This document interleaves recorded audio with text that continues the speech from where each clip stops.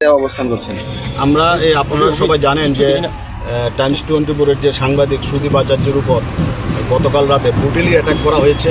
ওকে মানে প্রাণে মারার জন্য, প্রাণে হত্যা করার জন্য ওকে ব্রুটালি ছবি,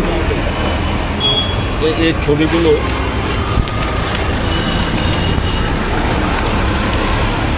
ছবিগুলো দেখেন, আপনারা দেখেন, এই ছবিগুলো দেখেন কীভাবে ওকে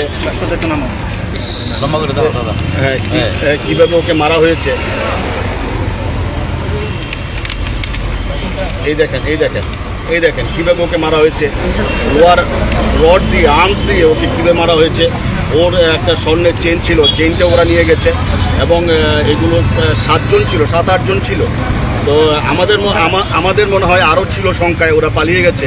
তো আমাদের দাবি সেটা আমরা আজকে থানায় এসেছি সবাই মিলে, আমতলী থানাতে, যেহেতু ঘটনাটা আমতলী থানা এলাকায় হয়েছে।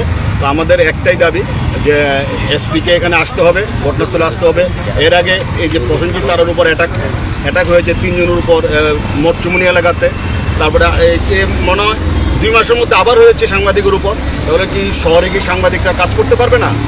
আমাদের আজকে আমরা পথে বসতে বাধ্য হয়েছি। আমরা আজকে আমতলী থানার সামনে ধর্নায় বসেছি, কারণ একটাই আমাদের দাবি, এসপিকে আসতে হবে। এসপিকে আমরা জিজ্ঞেস করবো যে রাতের বেলায় তাহলে সাংবাদিকদের কোনো নিরাপত্তা থাকবে না, যে যা খুশি যখন যা খুশি মেরে দেবে। এইটারই আমাদের একটাই দাবি যে এসপিকে আসতে হবে। আমরা থানাকে জানিয়েছি, আমি নিজে ডিজিপি সাহেবের সাথে কথা বলেছি ফোনে, এবং ডিজিপি সাহেবও আমাদের আশ্বস্ত করেছেন।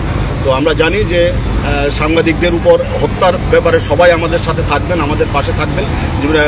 আহত করার ব্যাপারে যেভাবে ব্রুটালি মেরেছে সাংবাদিকদের, এর আগেও 2 জন সাংবাদিককে হত্যা করা হয়েছে এ রাজ্যে।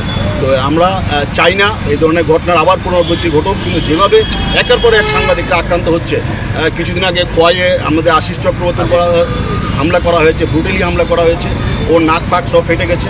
এগুলোর প্রতিবাদে আজকে আমরা সব মিলিয়ে আমরা এখানে বসেছি। আমাদের দাবি এসপি আসলে আমরা এসপির সাথে কথা বলবো, তারপর আমরা প্রয়োজনীয় সিদ্ধান্ত নেব।